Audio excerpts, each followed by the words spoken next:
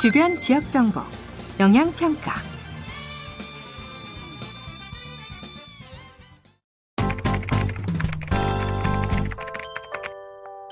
여러분 안녕하세요. 안녕하세요. 이번 시간에는 지난 시간에 이어서 코라에서 화학사고 예방관리계획서 작성을 함께 해보고자 합니다. 어떤 부분에 대한 작성 방법을 알려주실 건가요?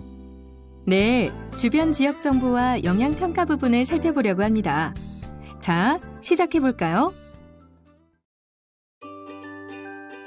코라의 4번 메뉴인 주변 지역 정보 입력 방법부터 먼저 실습해 보겠습니다. 주변 지역 정보에서 취급시설 입지 정보를 입력할 수 있는데요. 별지 제8호 서식의 사업장 위치 메뉴에서 작성합니다. 먼저 주소 검색을 통해 우리 사업장의 위치를 불러옵니다. 왼쪽에 펜촉 모양의 사업장 경계선 그리기 모드를 열어서 원하는 지점을 클릭하여 경계를 그리고 더블 클릭하여 우리 사업장 경계면을 그려줍니다. 코라는 V월드에서 제공하는 지도를 기반으로 되어 있으나 V월드 지도는 보안지역에 대한 지도가 왜곡 처리되어 있어 사업장 경계선 설정 시 제약이 있습니다. 그래서 보안지역의 경우에는 왜곡 처리된 지도를 고려하지 않고 V월드에서 제공하는 지도에 표기하거나 구글 지도에서 그리기 버튼을 클릭하여 구글 지도를 사용하여 경계선을 설정하시면 됩니다. 다음 메뉴는 주변 환경 정보인데요. 주변 환경 정보는 영양평가 완료 후 작성해야 해서 이후에 다시 말씀드리겠습니다. 주변 지역 정보에서 다음 메뉴를 보니 기상 정보를 입력해야 하는 것 같은데요. 기상 정보는 왜 입력하는 건가요? 네. 기상 정보는 법정 제출 서류 양식에는 없지만 시나리오 분석 시 필요해서 입력을 하는 것인데요. 어렵지 않습니다. 작성 방법을 알려드릴게요. 다음은 기상정보 입력란입니다. 기상정보 메뉴를 선택하고 통계 데이터 탭에서 기상 데이터 다운로드 버튼을 클릭하면 기상청 홈페이지로 연결이 되는데요.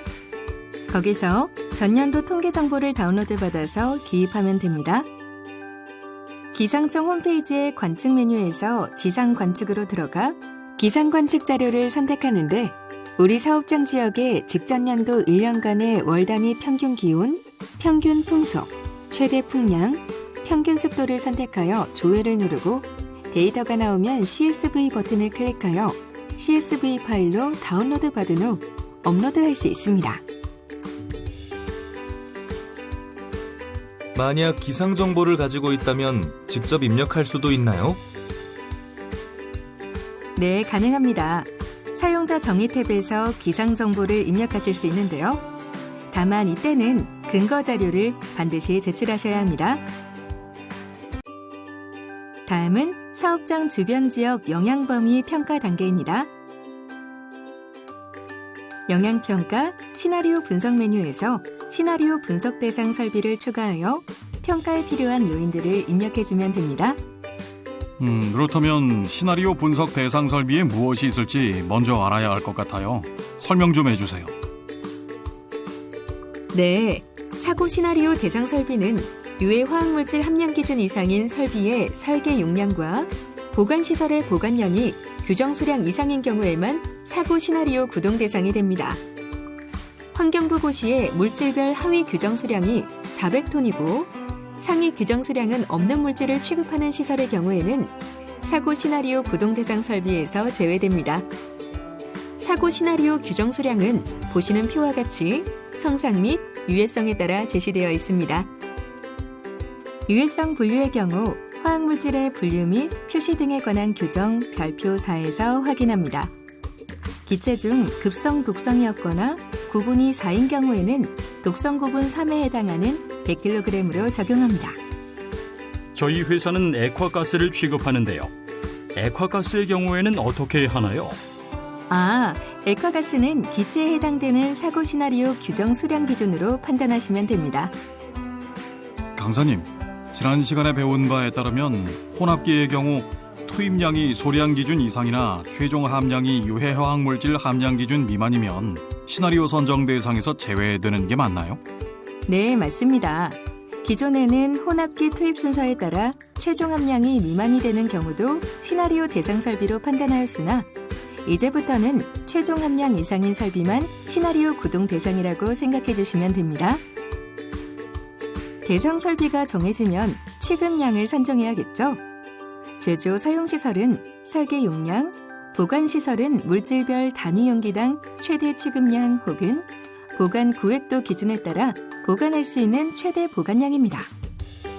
기존에는 제조 사용시설의 운전 용량도 허용하기도 하였으나 화학사고 예방관리계획서는 설계 용량만 인정함을 유의해 주세요.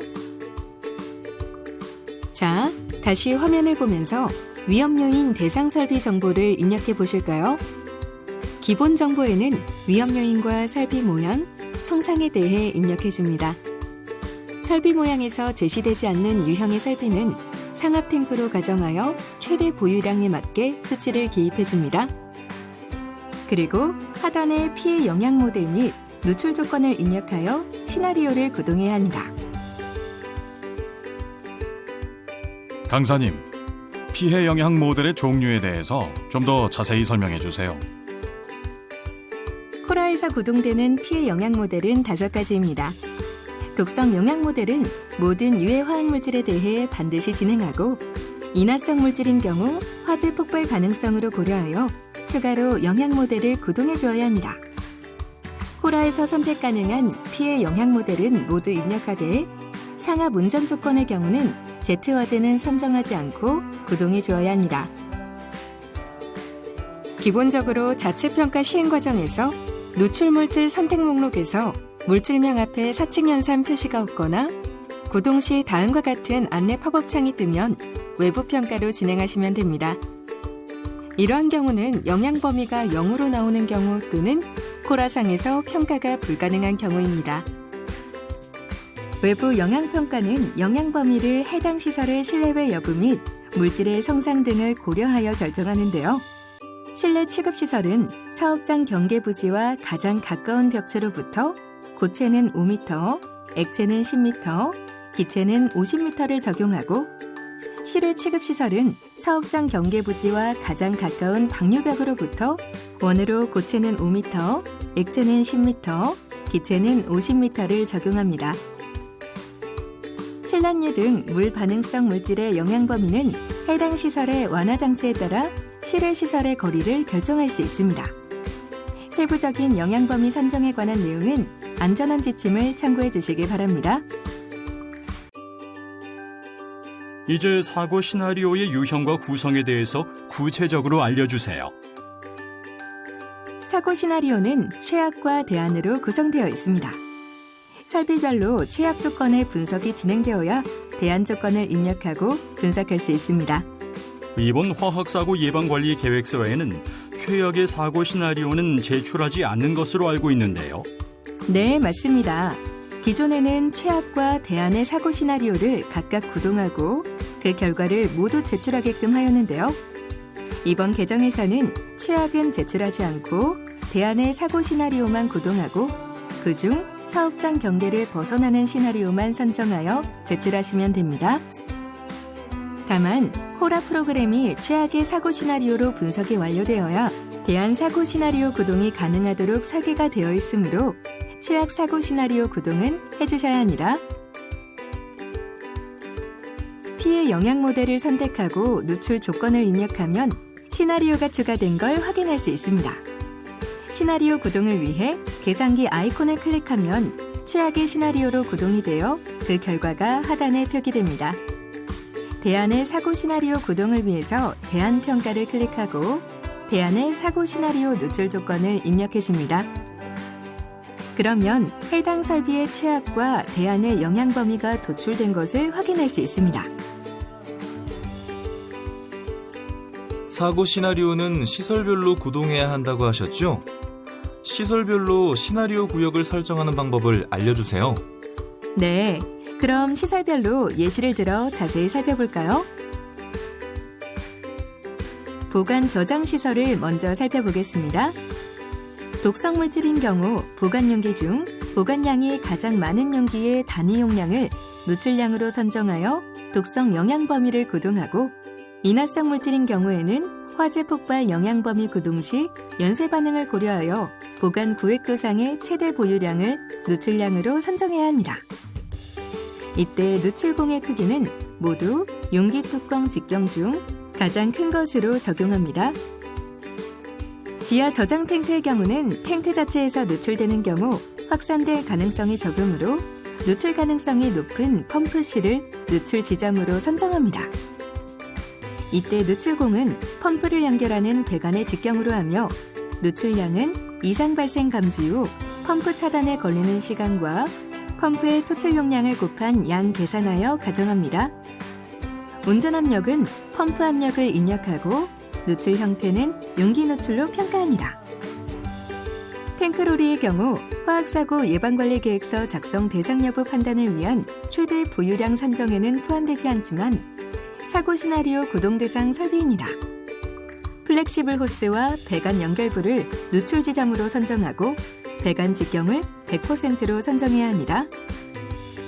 상부가 개방된 형태의 도금조나 세척조의 경우 최대 용량을 저장 질량으로 한 수직 실린더를 가정하고, 누출공은 개방된 상부의 가로와 세로압을 구한 후 0.5배한 값의 20% 이상을 누출공의 크기로 합니다. 저장 탱크나 반응기 등의 경우는 설비 인입 측 플랜지부터 연결 단위 설비 인입 측 플랜지까지를, 동력기기 및 자동차 밸브 등이 있는 경우에는 후단까지를 시나리오 구역으로 보셔야 합니다. 강사님, 스크러버는 어떤가요? 분석 대상 설비인가요? 스크러버와 같이 오염물질을 제거 감소시키는 방지시설은 대상이 아닙니다만, 방지시설과 연계된 유해 화학물질 취급시설은 대상입니다. 탑재류와 같이 두 가지 성상이 존재하는 경우에는 상하분을 구분하여 최대 운전행명까지의 체류량으로 시나리오 분석이 가능하며, 이때 누출공은 유누출 발생이 가능한 배관 중 가장 큰 배관으로 선정합니다. 취급 설비의 시나리오 구역을 선정할 때 누출공 및 누출 시간을 잘 산정해야 하는 것 같은데요. 좀 더 자세히 알려주세요. 네, 설명해 드릴게요. 일반적으로 누출공의 크기는 가장 큰 연결부 배관 직경의 20% 이상으로 산정합니다. 그렇지 않은 경우는 기술 지침들을 참고해서 사업장에서 스스로 결정하고 산정 근거를 제시하기도 합니다. 1, 2번의 방법에도 불구하고 배관 직경이 50mm 미만이거나 고온 고압의 특수설비, 탱크로리 등의 경우 배관 직경의 100%를 누출공의 크기로 산정합니다. 그리고 누출 시간은 미국 석유화학협회의 위험 기반 검사 기준에 기반하여 검출 시스템과 차단 시스템 등급을 고려하여 산정합니다.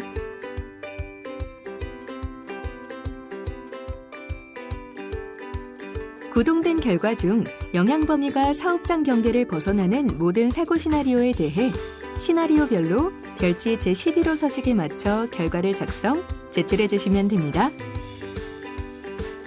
앞에서 주변 환경 정보는 영향평가 완료 후에 작성해야 한다고 말씀드렸었죠?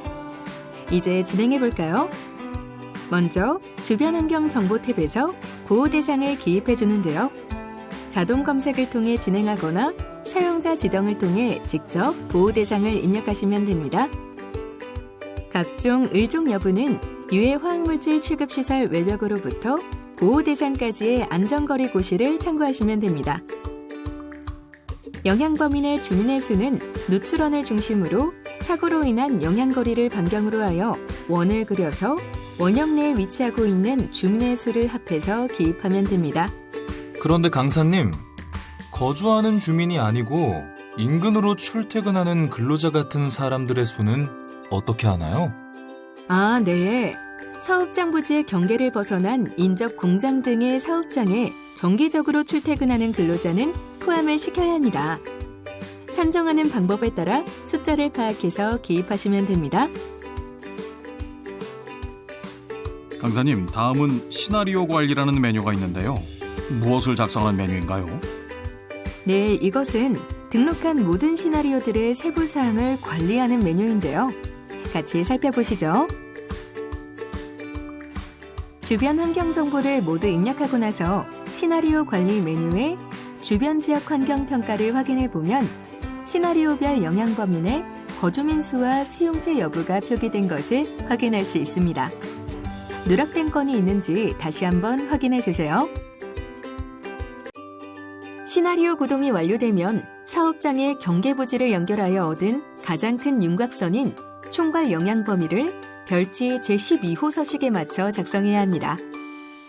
화재 폭발 영향 범위와 독성 영향 범위에 대해 각각 작성해야 하며 총괄 영향 범위 내 모든 보호 대상을 기입해 줍니다.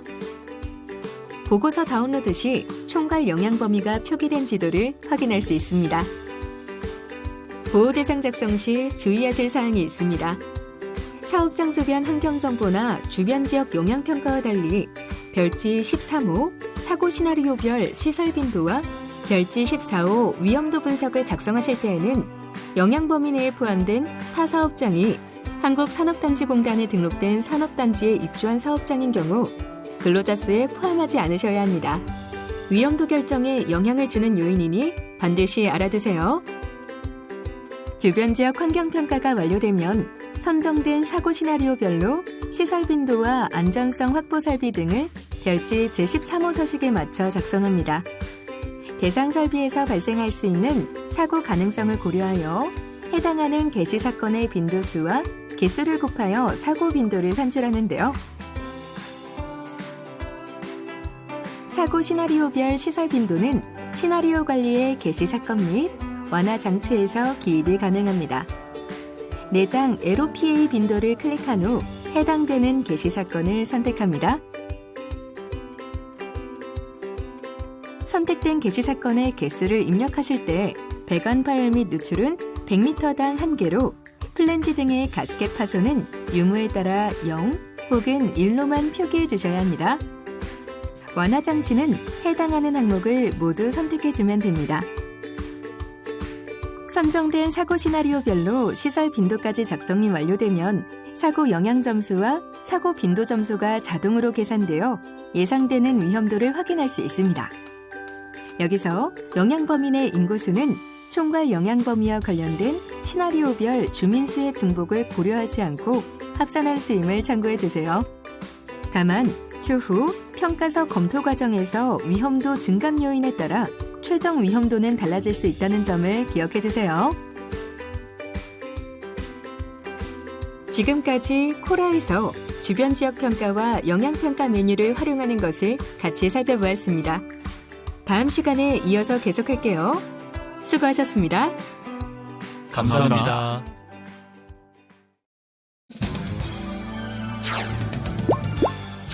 이것으로 학습을 마치겠습니다. 수고하셨습니다.